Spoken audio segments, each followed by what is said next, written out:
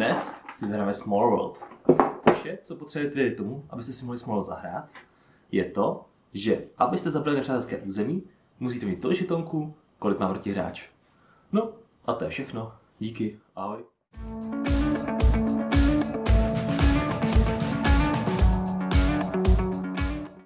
Ahoj deskoňačenci. Samozřejmě, tohle není všechno.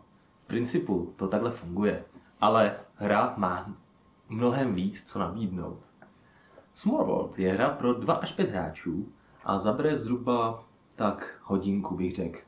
Proč dělám toto video? Protože v nedávné době, vlastně myslím, že poslední týden, 2 týdny, tak vyšlo nový rozšíření, který je zdarma ke stažení na internetu od Days of Wonder.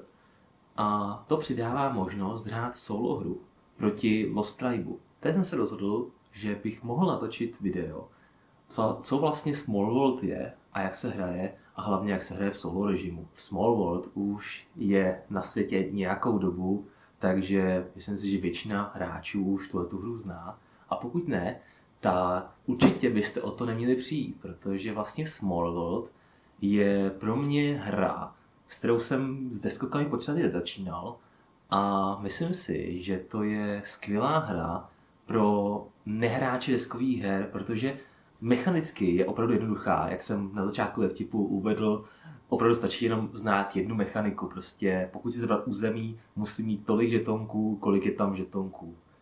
A to je vlastně všechno mechanicky té hře. Pak samozřejmě jsou tady různé rasy, vlastnosti, které se kombinují a tím tu hru hrozně ozvláštňují a vytváří kombinace, které jsou o každou hru třeba jiné. A jenom na vás, kterou si vyberete a která vás dovede k vítězství. Takže podle mě je to fakt úplně skvělá hra pro začátečníky v deskových hrách. No a už jsem mluvil, myslím, že je dostatečně dlouho, tak se jdeme podívat to, co je v krabici a pak si to zahrajeme. Tak jo, tak se jdeme podívat, co najdeme uvnitř krabice. Hru už nějakou dobu vlastním, takže není to úplně nejaktuálnější vydání, ale myslím si, že pravidlově a obsahově se nic nezměnilo. Tady máme od Days of Wonder jejich další hry. Jak vidíte, tak vlastně už v době koupě této hry, tak už po plno rozšíření pro Small World, takže je to opravdu populární hra. Zároveň můžete hrát i přes Steam. S přítelkyní jsme takhle hráli a musím říct, že je to super. Opravdu to simuluje ten zážitek dobře, je to hra, která tak funguje skvěle, takže pokud nemáte zrovna s kým hrát, tak klidně se můžete takhle spojit přes Steam. Doporučuji. Pak tu máme 6 přehledových karet, velkých karet. Nevím, proč jich je teda 6, protože vlastně hra je pro 2 až 5 hráčů. Teď s tím novým rozšířením zdarma pro 1 až 5. Takže, ale tak asi jedno je navíc. Každopádně je to super, každému hráči můžete rozdat přehled kola, jaké jsou typy těch políček. No a na druhé straně tak vlastně přehled všech ras a speciálních schopností. Takže to je super. No pak tady jsou pravidla. Pravidla jsou úplně na pár stránek. Prostě jak říkám, hra je 3-4 stránky pravidel, kde vlastně víceméně to je dobře popsaný, rozepsaný. A pak tady jsou popsané rasy a schopnosti, opravdu jednoduchá pravidla. Pak tu máme desku pro 2 hráče a 3 hráče. No a pak je tady ještě velká deska pro 4 hráče a 5 hráčů. Ani se mi to pořád nevede do záběru. No a pak tady je super insert. Musím pochválit, že mám takový pocit, že dřív ty hry tak si nedali tolik zážit na těch insertech dovnitř jako teď. Teď prostě každou hru, kterou koupím, tak má docela dobrý insert. A musím říct, že Small World má úplně skvělý insert. Vlastně všechno je tady krytý těma herníma deskama, takže se to moc nepohází. Samozřejmě, když budete s tím hodně třást, tak to poházíte, ale víceméně myslím si, že super. Hlavní, co je, tak jsou tyhle ty žetonky jednotlivých ras a ty jsou takhle uzavíratelný, takže si s nimi nic nestane, jenom je vezmete a můžete jít hrát. Tak, to je lepší. No, pak tady vidíte plno penízků. Tady jsou různý žetony pro schopnosti a rasy. Žetony hor. Rasy. Je tu dokonce i prázdná, kde si můžete vytvořit vlastní rasu. No a jako poslední schopnosti, tak je tu jedna prázdná. Jak víte, je jich opravdu dost, takže kombinací je tu nespočet a myslím si, že to je na hodně a hodně her. Zábava. No, to je všechno, co nalezne uvnitř krabice a teď se jdeme na pravidla. A jak si nejde vysvětlím pravidla? No, tak asi to bude nejlepší, když si připravíme hru a zahrajeme si třeba 2 kola nebo 3 kola. My si hru připravíme pro solo režim, ale vlastně jediný rozdíl, který je oproti hře více hráčů, je takový, že v solo režimu se hraje pouze 9 kol a za automatický hráč je vlastně Lost Tribe, který v normální hře slouží pouze jako zvýšení obtížnosti pro dobytí jednotlivých území. Takže první, co uděláme, je, že nastavíme kolo na 1. Já jsem bohužel ztratil svůj žeton, nebo tu korunku, tak mě omluvte, ale budu simulovat 10 mincí. Další věc, co uděláme, je, že vezmeme si pro solo hru 14 Lost Tribeů. Pokud chcete, tak jich můžete vzít si klidně víc nebo míň, tím si hru stížíte, anebo si ji zase zlehčíte. Pak dáme na každý místo, kde se nachází symbol Lost Tribeu, tak ho tam umístíme. A zbytek si položíme vedle herní plochy. Tak to si myslím, že je všechno. Dále umístíme na hory žeton hor. Ten dává taky plus 1 obrana dané oblasti. To je připravená herní deska. Bylo to opravdu rychlé, nezabere to moc času, jak vidíte. No a teď si připravíme rasy a jejich vlastnosti. Další rozdíl oproti hře více hráčů je takový, že ve hře, v solo hře, tak musíte dát pryč diplomacii. Diplomacie slouží k tomu, že se můžete domluvit s nějakým hráčem, že na sebe nebudete útočit. Takže, jak vidíte, tak v této variantě by to bylo úplně k ničemu. Tak, zamícháme a dáme jich 5 pod sebe. A i ta 6, která je tady nahoře, se počítá. Tak, znovu zamícháme vlastnosti a rozdáme.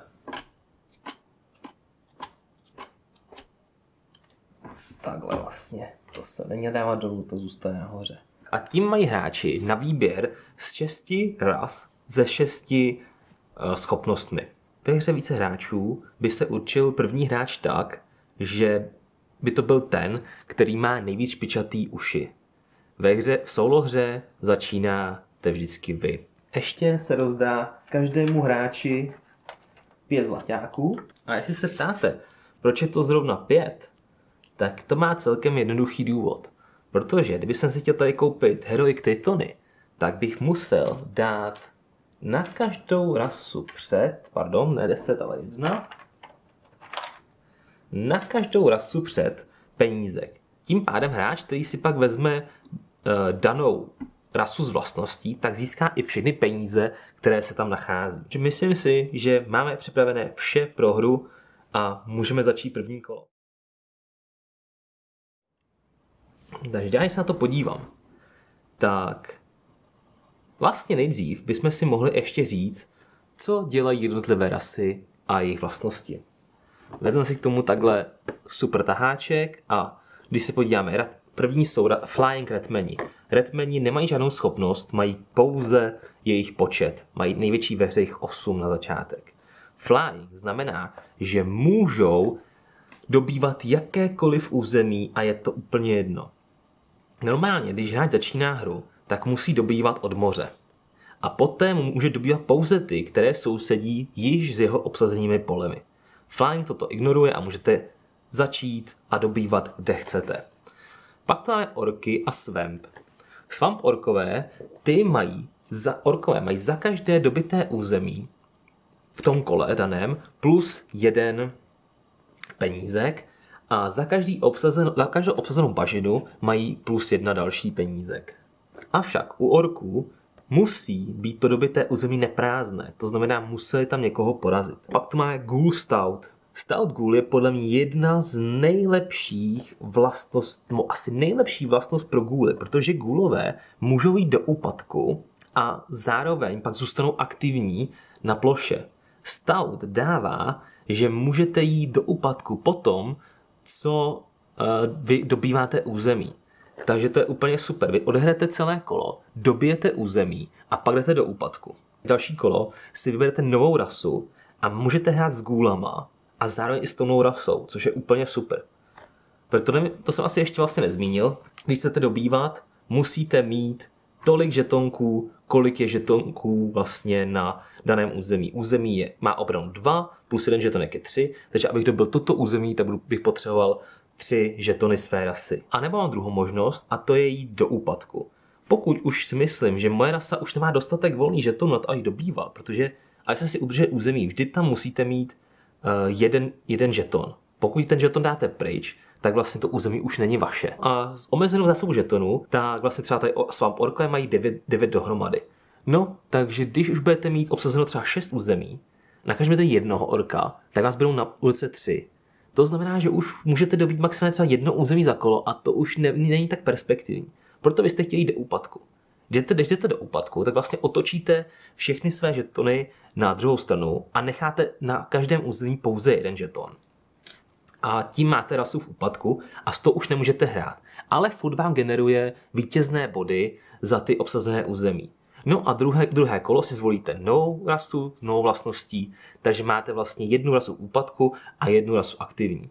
No ale právě když máte ghouly, tak můžete mít ghouly v úpadku, který ale hrajou vlastně jako normální aktivní rasa. No a ze stavu vlastností, tak to znamená, že vy odhrajete kolo, jdete do úpadku a máte furt vlastně aktivní ghouly, všechny, a plus další kolo zvolíte novou rasu, takže je to hrozný boost do začátku, podle mě. Pak tu máme Spirit dwarfové. Vy vždycky můžete mít v úpadku jenom 1 rasu. Pokud máte ale Spirit, tak můžete mít 2 rasy v úpadku, což je taky dost dobrá schopnost. Zrovna pro trpaslíky, protože trpaslíků je málo, jenže za každý obsazený důl mají trpaslíci plus 1 zlaťák. A to platí i v úpadku. Většina schopností v úpadku už neplatí, ale pro dwarfy je to jinak. Takže Dwarf Spirit je taky super vlastnost. Pak tu máme Wealthy Giants. Wealthy znamená, že pouze jednou, když si vezmete tu kombinaci, dostanete 7 zlaťáků. A Gianti jsou taky super, protože dobývají každé území okolo hor o 1 méně. Ale musíte mít na dané hoře aspoň 1 Gianta. A nikdy sleva nemůže být na 0. Vždycky musíte použít aspoň 1 žetonek, abyste dobili nějaké území. No a pak tu máme Heroic Tritony. A Tritoni dobývají každé území, který sousedí s vodou o 1 méně. Mají slevu 1. A Heroic znamená, že můžete dát na svoje obsazené pole žetonek hrdinství a to znamená, že tyto pole nemůže být dobité. Pro zbytek kombinací a ras a vlastností, tak se podívejte na vlastně ten tahák. Pokud byste chtěli, tak vám můžu udělat speciální video na to, abyste měli všechny vlastně kombinace rasy a speciální schopnosti vysvětlené a přeložené, protože nevím, jestli hra vycházela v češtině, já ji mám v angličtině a nejsem si jistý, já myslím, že v češtině vyšlo pouze nová hra Small World of Warcraft. No a to si myslím, že už víme všechno pro to, aby jsme mohli začít hrát, tak jdeme na to, ukážeme si první 2, 3 kola. Pro mě je teď asi největší lákadlo Stout Ghouls anebo Spirit Dwarfs. Já si asi nejdřív vezmu Spirit Dwarfs. A vlastně, ne, já nejdřív vezmu Stout Ghouly, půjdu s nimi hned do úpadku a pak si hned vezmu Spirit Dwarfs a můžu taky s nimi do úpadku a budu mít teda 2 rasy v úpadku a pak si můžu vzít 3, což je podle mě dobrý začátek. Takže jdeme na to.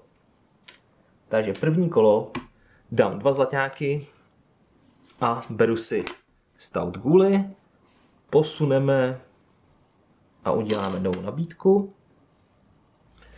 No a vezmeme si 9 ghoulů. Takže 1, 2, 3, 4, 5, 6, 7, 8, 9. Takže musíme začít vždycky od moře. Takže já začnu třeba tady. Takže je tu prázdné pole, takže budu potřebovat 2 gouly. Tady vezmu 3. Vždycky, když byste takhle ve hře více hráčů dobili území, kde by protihráč měl své žetonky, vždycky ztratí pouze 1 žeton a zbytek si vrátí na ruku. Ale v solo režimu jde vždycky Lost Tribe 6 zpátky na ruku. No, pak chci tady dobít další území, to jsou další 3. A teď mám poslední žeton. S tím už úplně nemůžu nic dobít, protože tady mě to stojí 2, tady mě to stojí 3, 3, 2. Ve hře ale ještě existuje tahle ta kostka. Na 3 polích má prázdné, takže se nic nedostane, ale pak má 1, 2, 3. A to je vlastně kostka posil. Takže já si teď zvolím, že chci zkusím dobít tady to. Ještě bych chtěl vzít jedno pole, anebo ne, já teď dobiju ještě tady, dobiju tenhle, zkusím dobít. Takže stojí mě to 2, mám 1, takže potřebuji hodit 1 aspoň. No a nic jsem nehodil, tady jsem to nedobil a moje kolo končí. Dostanu 3 zlaťáky za 1, 2, 3 pole, to je nic moc. Vezmu si všechny žetonky a musím, abych dostal zlaťáky, tak vždycky musí být 1, tady jsem znovu nechal. A teď ten zbytek žetonků můžu znovu rozmístit. Takže tím vytvořím vlastně obranu svých území. No a to rozmístím takhle spravedlivě, mám na každým 3. No a jelikož mám Stout Ghouly, tak já jdu do úpadku, tady to dám pryč. No a otočím takhle, že jsou v úpadku. Normálně bych tady to nemohl udělat. Mohl jsem to udělat po dobývání díky Stoutu. A normálně, kdybyste šli do úpadku, tak by vlastně zůstal pouze jenom 1 token rasy. A že jsou to ghoulové, tak ty hrajou v úpadku úplně normálně, jako by byly aktivní rasa. Takže tím skončilo mé kolo. A teď hrajou Lost Tribeové. Lost Tribeové si vezmou svoje zbývající tokeny a vždycky dobývají ta území, která jsou pro ně nejlevnější. Samozřejmě používají úplně stejná pravidla jako hráč, můžou dobývat pouze pole, která sousedí s jejich vlastními. Pokud ty pole jsou pro ně stejně drahá dobytí, tak si zvolí vždycky to, které pro hráče znamená nejvíce vítězných bodů. Ale teď tady mají prázdné pole, takže půjdou za 2 sem, za 2 sem, za 2 sem. No a mají poslední 1, tak zkusí třeba tady. Takhle hodí si kostkou a nic nehodili, takže ten zůstává. 1, 2, 3, 4, 5, 6, 7, 8, 9, 10. Takže získají 10 vítězných bodů. Začíná druhé kolo, posuneme žeton a ve druhém kole, když jsem šel do úpadku, tak aby se simulovalo, že si hráči berou rasy s vlastnostmi, tak Lost Tribe si hodí kostkou a hodil 3. To znamená, že 1 plus 3 jsou 4, takže 1, 2, 3. 4. rasa se odstraní a znova doplní. Pokud by se takhle odstranila rasa, která má zlaťáky, tak ty zlaťáky získá vlastně Lost Tribe. Prázdný pole je 0, je vlastně první, to byly Redmeni, 1, to jsou druhé, takže orkové, 2 jsou třetí a 3 jsou čtvrtí. Takže vždycky může odstranit Lost Tribe 1 až 4. A já si teď chci vzít tady Spirit Dwarfy, takže použiju 2 zlaťáky, koupím si Spirit Dwarfy, uděláme novou nabídku a vezmu si 8 dwarfů. Tak to jsou oni. 2, 4, 6, 8. No, ale první musí hrát vždycky gůlové, to je u nich napsaný. Takže vezmu si tady 6 žetonků gůlů a jdeme dobývat. No, chci mu trošku snížit tu jeho produkci, takže tady za 3. A ještě mu tady uděláme takhle za 3. Tak. A teď dvorfové. Takže dvorfové by chtěli za 3 sem, protože díky tomu mám další peníze za tu mine. No, za 3 sem. A teď bych chtěl dobít tady to ještě, takže... Ale zase se mi to nepovedlo, takže musím rozmístit. Bohužel. No, takže dvorfové můžou jenom takhle na sobě. A tady budu chtít posílit tak třeba takhle, takhle, takhle. No a spočteme si vítězní body. Za gůly to 1, 2, 3, 4, 5. A za dvorfy je to 1, 2, to je 7, plus 1 za mine, takže to je 8. Takže 8 vítězných bodů. Mohl jsem mít taky 10, protože když to dobil, tak mám 10. No a hraje Lost Tribe. Takže Lost Tribe nikdy neredeployuje. Vždy tak, jak skončí, tak zůstávají. To, jak já jste ještě posilují své hranice, tak to oni dělat nemůžou. Tak, mají k dispozici 6. Takže nejlevnější je za 2, za 2. No a teď musí dobít nejlevnější, což je tady za 3, protože tady to je za 4, za 4, za 4, za 4 a za víc, takže musí zkusit tohleto. Takže hodíme, bohužel nic. Takže to je všechno. 1, 2, 3, 4, 5, 6, 7, 8, 9, 10. Opět 10 bodů. No a jdu hrát já. Takže vezmeme si zpátky dvorfy, vezmeme si zpátky gůly a začneme s gůlama. Takže mám 4 gůly, to už je nic moc. No, 2 dám sem, protože tam ty vlastníci nebudou, žáci vlastníka mají po těch majnách. No a zkusím dobít třeba tady tu pláň. Takže. A zase nic.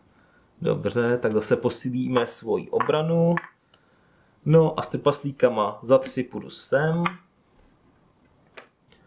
A za další 3 půjdu sem. Tak. Spočítám vítězní body. 1, 2, 3, 4, 5, 6, 7, 8, 9, 10 bodů. Zapomněl jsem tady posunout, už máme 3. kolo. Takže na to pozor. Na to pozor. No, redeploy. Takže já posílím. No, chci si udržet tady to, takže takhle to posílím. A třeba tady. No a jdeme hrát za Lost Tribe. Takže pro ně nejlevnější a co mi nejvíc uškodí, tady ten za 3. Takže ghoul jde pryč do krabice zpátky. No a pak tady pokusí za 3 tady to dobít. A bohužel to nedali, takže zase nic. A pardon, ještě k mému kolu, měl jsem si dát o 2 zlaťáky víc, protože tady jsem měl ještě gůla, což bych měl za gůly 1, 2, 3, 4, 5, 6.